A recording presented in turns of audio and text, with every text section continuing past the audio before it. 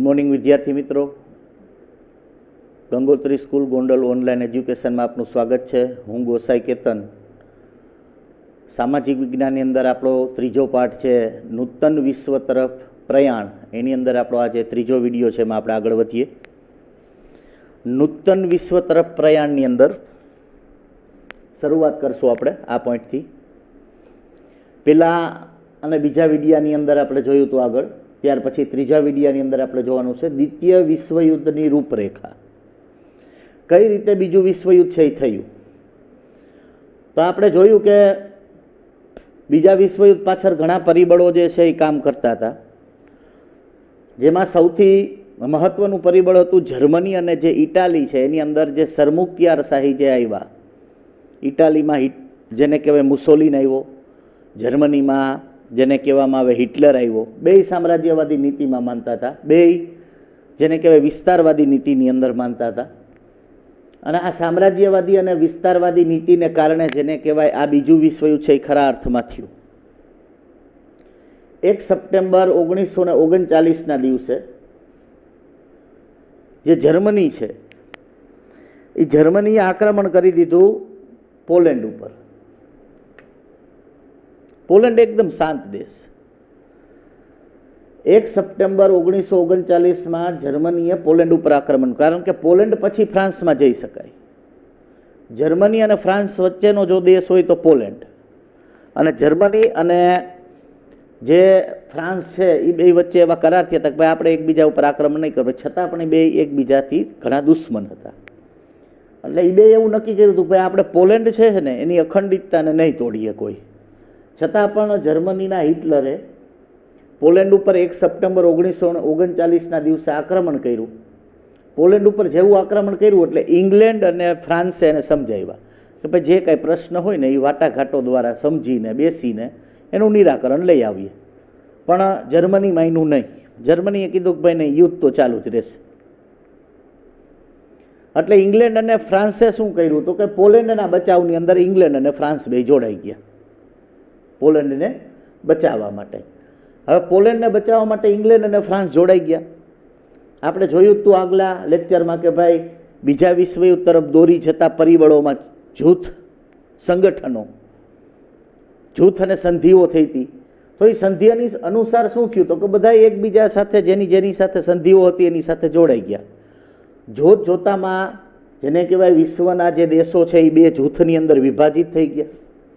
એક મિત્ર રાષ્ટ્ર એટલે કે ઇંગ્લેન્ડ ફ્રાન્સના પક્ષ, બીજું ધરી રાષ્ટ્ર જેમાં જર્મની, ઇટાલી, જાપાન જેવા દેશો હતા. તો આમ બે ગ્રુપ, બે વિભાજન પડ્યા. એક આ મુખ્ય કારણ. બીજું હજી આપણે આની રૂપરેખાને હજી આપણે આગળ જોઈએ તો મેન જોવો તમે તો 1 સપ્ટેમ્બર 1939નું જર્મનીના પોલેન્ડ ઉપર આક્રમણથી વિશ્વયુદ્ધ શરૂ થયું એવું પણ આપણે કહી શકીએ ખરા. એ એક એનું તાત્કાલિક કારણ છે.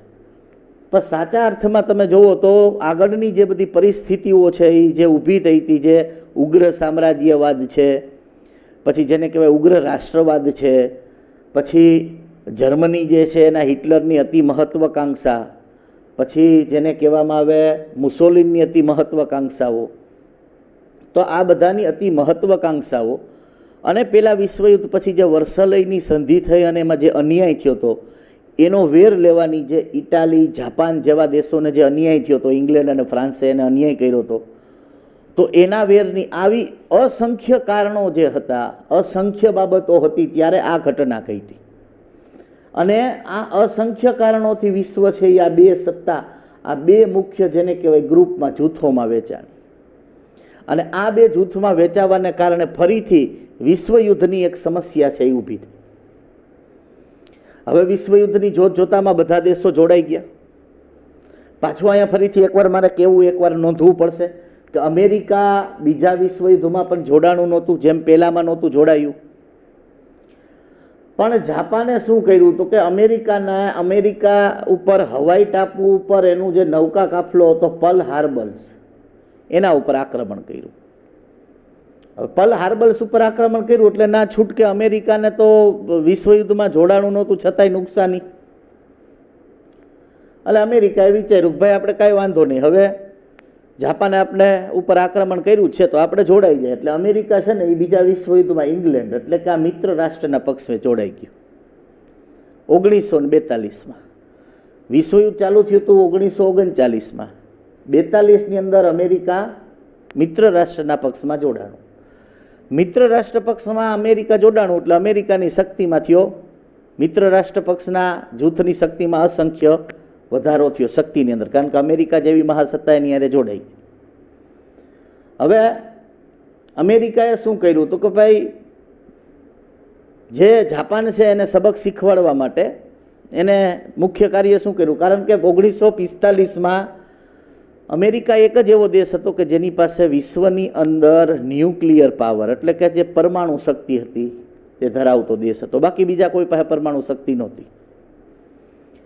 અમેરિકાએ બીજા વિશ્વયુદ્ધની અંદર શું કર્યું તો કે ભાઈ જાપાનને સબક શીખવાડવા માટે, જાપાનને સમજાવવા માટે, કારણ કે જાપાન ઓમ શક્તિશાળી હતું, એશિયાના પણ ઘણા દેશો ઉપર કબજો કર્યો, એટલે જાપાનના બે શહેરો, એક હિરોશીમા 6 ઓગસ્ટ 1945ના દિવસે હિરોશીમા અને 9 ઓગસ્ટ 1945ના દિવસે નાગાસાકી, આ બે મોટા શહેરો ઉપર અમેરિકાએ પરમાણુ બોમ્બ ફેંક્યા જાપાનના, જેનાથી 1,24,000 માણસો મૃત્યુ પામ્યા અને લગભગ 50 વર્ષ સુધીની આ એની અસર જોવા મળી. અસર એટલે જે બાળકો જન્મે એ વિકલાંગ હોય, ખાસ કરીને શારીરિક અને માનસિક રીતે વિકલાંગ, તો આવી એના જે વેવ્સ છે, જે પરમાણુ બોમ્બ ફેંક્યો હોય એની અંદર જે એના જે આપણે કિરણો જે કહે એની અસર છે એ 40-50 વર્ષ સુધી જોવા મળી.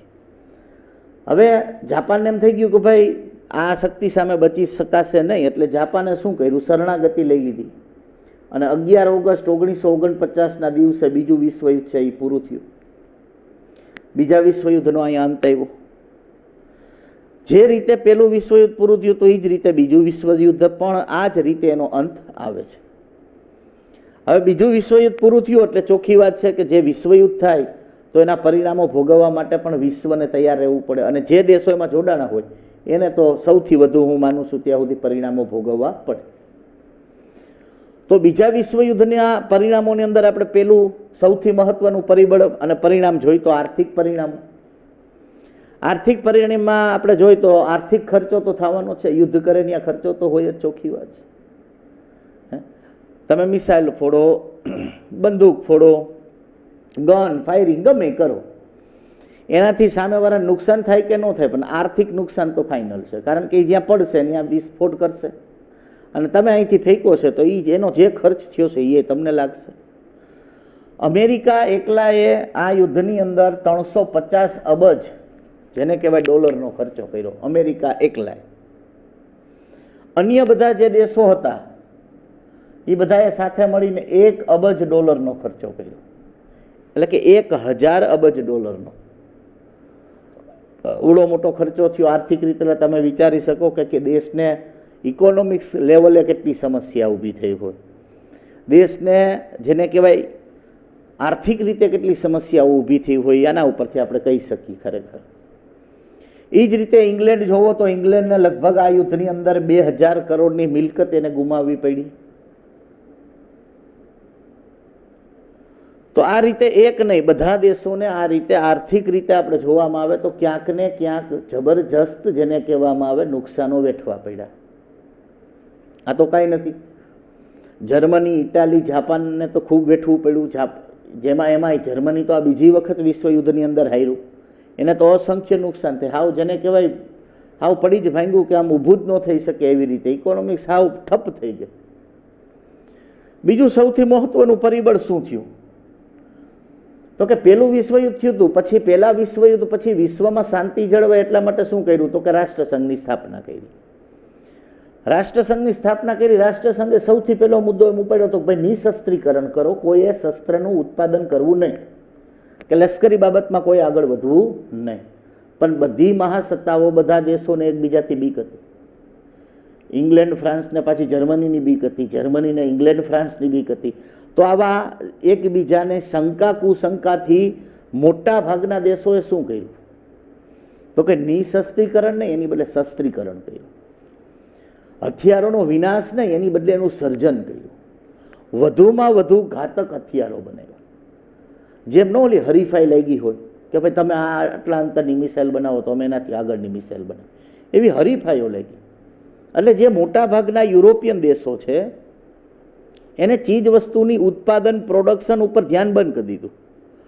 કયા કારખાનાઓ, કેવો વિકાસ થાય છે પ્રથમ વિશ્વયુદ્ધ પછી, કઈ રીતે આપણે પાછા ઊભા થશું, કઈ રીતે પાછો દેશને ડેવલપ કરશું, કઈ રીતે ઇકોનોમિક્સને આગળ વધારશું, દેશમાં કઈ વસ્તુની કેટલી જરૂરિયાત છે, અત્યારે કેની અછત સર્જાય છે, ભવિષ્યમાં ન સર્જાય એટલે કેવી રીતે એનું પ્રોડક્શન કરશું, એવા કોઈ પ્રશ્નો ઉપર એક મોટાભાગના દેશોએ ધ્યાન ન આપ્યું. માત્ર ને માત્ર શું કર્યું તો કે વેરઝેરની ભાવનાથી શસ્ત્રોનું ઉત્પાદન કર્યું, ચીજ વસ્તુનું પ્રોડક્શન નહીં, શસ્ત્રોનું જ ઉત્પાદન કર્યું. એટલે સમસ્યા કેવી સર્જાણી, જેવું બીજું વિશ્વયુદ્ધ પૂરું થયું એટલે વિશ્વના મોટા ભાગના યુરોપિયન દેશોની અંદર તમે જોવો તો જે ચીજ વસ્તુ, ખાસ કરીને કેવી ચીજ વસ્તુ તો કે જીવન જરૂરી ચીજ વસ્તુ છે, આની અછત સર્જાણી. કારણ કે પ્રોડક્શન ઝીરો હતું અને એ વસ્તુ વગર તો ચાલે નહીં. એટલે ઓલરેડી એક તો આર્થિક રીતે દેશ પડી ભાંગ્યા હતા, જીવન જરૂરી ચીજ વસ્તુ હોય એની અછત સર્જાય એટલે ચોખ્ખી વાત છે ફુગાવો એટલે ભાવ વધારો થાય. અને કેવો ભાવ વધારો તો કે સતત ઊંચા દરે ભાવ વધારો, કારણ કે અછત જ રહેવાની છે, લેવાની જે માંગ છે એ તો રહેવાની છે, એની સામે અછત રહેવાની, અછત રહેશે એટલે એનો ભાવ વધશે. પણ કેવો ભાવ તો કે ફુગાવાજનક ભાવ, ખરેખર જે ભાવ નથી હોતો એનાથી ઘણો વાસ્તવિક વધારાનો ભાવ. તો જેનાથી બજારો અસ્તવ્યસ્ત થઈ જાય, લોકોની ઇકોનોમિક્સ બાબત પણ અસ્તવ્યસ્ત થઈ જાય. જે રીતે સાધારણ વ્યક્તિ છે એની ખરીદ શક્તિ તો ઘટી જ જાય, ગરીબી નીચે ધકેલાઈ જાય. પણ જે ઓલરેડી પહેલેથી ગરીબ હતા એને તો જેને કહેવામાં આવે જીવન ખૂબ અઘરું પડી જાય. કારણ કે એક તો મોંઘવારી, યુદ્ધના પરિણામો, આ બધું તમે જોવો તો એક જેને કહેવાય વિશ્વની અંદર એની ખરેખર આ જે નોંધ લીધી છે ને આ આપણે ભલે ટેક્સ્ટ બુકમાંથી જેટલું સમજી લઈ કે ભાઈ 2 વિશ્વયુદ્ધ થયા હતા, ખરેખર એ સમય જેને પસાર કર્યો છે, જે વાસ્તવિકતા જેને જોઈ છે એને ખબર પડે કે વિશ્વયુદ્ધ કેને કહેવાય. આપણે પણ અત્યારે એમ કહીએ છીએ કે ભાઈ આ દેશ સાથે યુદ્ધ કરી નાખો એટલે આપણે ઘણો પ્રશ્ન હલ થાય. ના, પ્રશ્ન હલ નથી થતા, પ્રશ્ન ઉદ્ભવે છે, અસંખ્ય પ્રશ્ન ઉદ્ભવે. પ્રશ્ન હલ થાય છે શાંતિથી વાટાઘાટો કરી અને નિરાકરણ લઈ આવે. તો આમ બજારો જેને કહેવાય અછત સર્જાવાને કારણે બજારોની અસ્તવ્યસ્તતા, પ્રોડક્શન તો હતું જ નહીં. તો ધીમે ધીમે વિશ્વ પાછું વિશ્વ મહામંદી તરફ ધકેલાઈ ગયું. ઇકોનોમિક્સ તો પડી જ ભાંગી હતી. સરકાર શાસનની તો વાત જ કરવાની નથી, એના હાથમાં એના કાબૂમાં તો કંઈ હતું જ નહીં. તો આવી ઇકોનોમિક્સની બાબત જે છે એ એકદમ જેને કહેવાય હાવ મચકોડાઈ ગયા, હાવ પતન થઈ ગયું. એટલે આ જે પતનને કારણે જેને કહેવામાં આવે આર્થિક પ્રભાવ એટલો બધો પડ્યો કે વિશ્વ પાછું બીજી વખત વિશ્વ મહામંદીમાં વયું. એક ખાલી સિમ્પલ સોબર આપણે એક વાત કરીએ કે ભાઈ અત્યારે છે ને વિશ્વમાં અત્યારની આપણી પોતાની અત્યારની વાત કરીએ વર્તમાન સમયની, તો વિશ્વની અંદર જે આપણો દેશ છે ભારત દેશ, તો એ સૈન્ય પાછળ, શસ્ત્ર પાછળ ખર્ચો કરતો, સૌથી વધુ ખર્ચો કરતો 5મા નંબરનો દેશ. આપણે આપણું જે કુલ આવક છે, રાષ્ટ્રની કુલ આવક, એ રાષ્ટ્રની કુલ આવકના 15% આપણે છે ને શસ્ત્ર પાછળ ખર્ચો કરીએ છીએ, લશ્કર પાછળ. હવે એ જ ખર્ચો જો આપણે દેશના વિકાસ પાછળ કર્યા હોત, ડેવલપિંગ પાછળ જો કરવામાં આવે તો કેવડો ફાયદો થાય. પણ નહીં, આપણી જે સરહદો છે ત્યાં આવી સમસ્યાઓ છે, પૂર્વના દેશો છે, બળવાખોરી છે, નક્સલવાદી છે. તો આ બધાથી બચવા માટે જે આપણે સંરક્ષણ પાછળ જે ખર્ચો કરવો પડે છે, બરાબર, એ અસંખ્ય ખર્ચો છે. અને ખરેખર જો એ ખર્ચો બચે તો દેશની અંદર ડેવલપ ઘણું સારું થઈ શકે એમ છે. પણ એ નથી. એની પાછળનું કારણ શું છે તો કે પાડોશી દેશો સાથેનો જે વ્યવહાર છે, અથવા તો એ લોકોનો આપણી સાથે વ્યવહાર છે, અથવા આપણો એની સાથે વ્યવહાર છે, અયોગ્ય છે, જેને કારણે આ પરિણામો છે એ ભોગવવા પડે છે. તો ઇકોનોમિક્સ રીતે જે દેશ છે એના અર્થતંત્રો પડી ભાંગ્યા, જીવન જરૂરી ચીજ વસ્તુનું ઉત્પાદન તાત્કાલિક ધોરણે થઈ શકે નહીં, પ્રોડક્શન તાત્કાલિક ધોરણે થઈ શકે નહીં, તો બહુ મોટું નુકસાન પડ્યું. મનુષ્યની સ્થિતિઓ દયનીય બની. શિક્ષણની તો વાત જ કરવાની નથી. બીજું એના પછીનું મહત્વનું પરિબળ, ચીનમાં સામ્યવાદી ક્રાંતિ અથવા તો ચીનમાં સામ્યવાદની સ્થાપના. આપણે જોયું કે પ્રથમ વિશ્વયુદ્ધ શરૂ હતું ત્યારે 1917ની અંદર રશિયામાં ક્રાંતિ થઈ, જેને આપણે બોલ્શેવિક ક્રાંતિ કહીએ છીએ. ઝાર રાજાઓના શાસનનો અંત આવ્યો અને લેનિનના નેતૃત્વ નીચે સામ્યવાદી સરકારની સ્થાપના રશિયાની અંદર થઈ. એટલે નવી એક વિચારસરણી સામ્યવાદી. અને એ સામ્યવાદી વિચારસરણી આપનાર હતો જર્મનનો એક તત્વચિંતક હતો, એક બરોબર, એનું નામ હતું કાર્લ માર્ક્સ. એ કાર્લ માર્ક્સની વિચારસરણી મુજબ સામ્યવાદ બીજા બે નામે ઓળખાય. સામ્યવાદ, સમાજવાદ અને વર્ગવિહીન, વર્ગ વગરના, કોઈ પ્રકારનો ઉચ્ચ નીચનો ભેદભાવ નહીં, બધા આર્થિક રીતે સામાજિક રીતે એક સરખા, એને સામ્યવાદ કહેવાય. એને વર્ગવિહીન કહેવાય, એને સમાજવાદ પણ કહેવાય. તો રશિયાએ ખૂબ જ ટૂંકા સમયમાં ખૂબ જ સારી પ્રગતિ કરી. આયોજનના માર્ગ અપનાવી, પંચવર્ષીય યોજનાઓ અપનાવીને ઝડપથી પ્રગતિ કરી. ચીન એનાથી ખૂબ સારી રીતે પ્રભાવિત થયું. ચીનની અંદર ત્યાર પછી જે ક્રાંતિઓ થઈ અને એમાં માઓ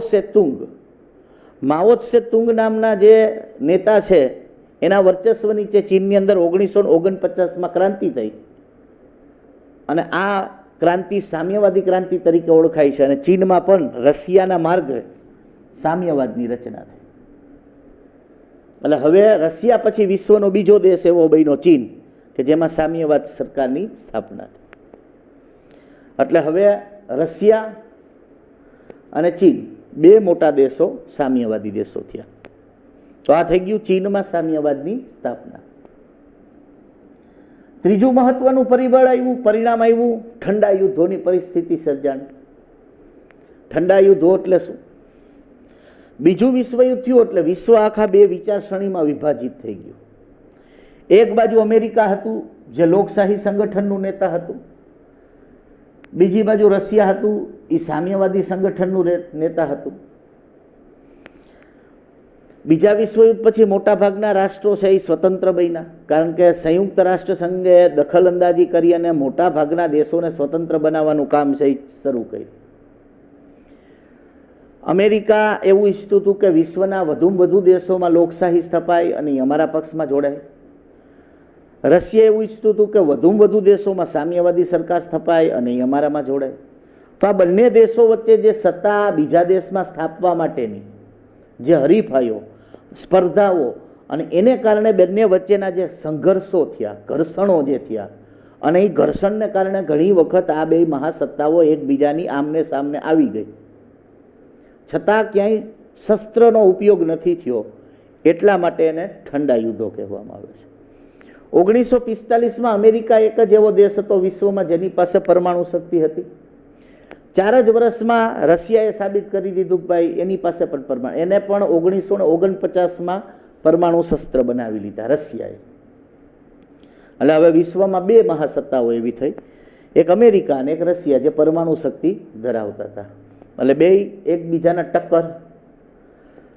અમેરિકા એમ કે વધુ દેશ લોકશાહી બને ને અમારા સંગઠનમાં અમારા વર્ચસ્વ નીચે આવે, રશિયા એમ કે વધુમાં વધુ દેશો સામ્યવાદી બને ને અમારા વર્ચસ્વમાં આવે. એટલે જે વધુમાં વધુ દેશોની શાસન પ્રણાલીને સ્થાપવા માટેની જે દોડ, જે સંઘર્ષ, જે ઘર્ષણ અને જે વૈચારિક સંઘર્ષો જ્યાં થયા, વૈચારિક જે યુદ્ધો થયા પણ શસ્ત્રનો ઉપયોગ જ્યાં નથી થયો, એવા યુદ્ધોને ઠંડા યુદ્ધો કહે છે. આ પરિસ્થિતિ ઠેઠ 1945થી શરૂ કરી અને 62 સુધી ચાલી, 1962 સુધી, જે આપણે આગળ જોશું. તો આમ બીજું વિશ્વયુદ્ધ જે છે એ પૂર્ણ થતાં તાત્કાલિક આ 3 પરિસ્થિતિઓ સર્જાણી અને ચોથી પરિસ્થિતિ હતી સંયુક્ત રાષ્ટ્રસંઘની સ્થાપના. પેલું વિશ્વયુદ્ધ પૂરું થયું ત્યારે પણ રાષ્ટ્રસંઘ સ્થાપ્યું હતું, પણ રાષ્ટ્રસંઘ નિષ્ફળ ગયું. કઈ રીતે સેમ નિષ્ફળ ગયું એ આપણે આના પહેલાના લેક્ચરની અંદર આપણે જોયું, વિડીયો લેક્ચરની અંદર, કે રાષ્ટ્રસંઘની નિષ્ફળતા પાછળના કયા કારણો છે. તો હવે એવું ન બને બીજી સંસ્થા પણ સારી રીતે કામ કરે, એટલે સંયુક્ત રાષ્ટ્ર સંઘની સ્થાપના કરી. તો આ જે 4 પરિણામો છે એ તાત્કાલિક આવેલા પરિણામો છે બીજા વિશ્વયુદ્ધ પછીના. તો આ રીતે જેને કહેવાય મિત્રો દ્વિતીય વિશ્વયુદ્ધની ઘટનાઓ આપણે માત્ર અડધા બોર્ડની અંદર ખરેખર એનું વર્ણન કરી લઈએ છીએ. એની રૂપરેખા પણ એ યુદ્ધ જે છે એ 1939માંથી શરૂ કરી 1 સપ્ટેમ્બર 1939થી શરૂ કરી અને 11 ઓગસ્ટ 1945 સુધી ચાલ્યું. તમે કલ્પના કરી શકો આ 6 વર્ષ જે યુદ્ધ ચાલ્યું કેવડી મોટી વિનાશક સર્જાણી હઈ છે વિશ્વની અંદર, કેટલી એની સમસ્યાઓ સર્જાણી હઈ છે વિશ્વની અંદર, કેટલી એની આડઅસરો છે એ વિશ્વમાં પડી છે. તો આમ આ વિશ્વયુદ્ધની રૂપરેખા, આ એના કારણો જે આપણે સરસ રીતે આજ અભ્યાસ કર્યો અને ખૂબ સરળ અને સાદા શબ્દમાં આપણે એને સમજવાનો પ્રયત્ન કર્યો છે. એક વખત સારી રીતે વાંચી અને સમજવામાં આવે, વિડીયો લેક્ચરને બરાબર રીતે જોવામાં આવે અને સારી રીતે એક વખત જો મોઢે લખવાનો પ્રયત્ન કરીએ એટલે અચૂક આપને એમાં ફાયદો થાય. તો અહીંયા આપણે આજનું જે લેક્ચર છે પૂર્ણ કરીએ છીએ. તો બધા વિદ્યાર્થીઓને ગંગોત્રી સ્કૂલ ઓનલાઈન એજ્યુકેશન તરફથી દરેક વિદ્યાર્થી મિત્રોનો આભાર.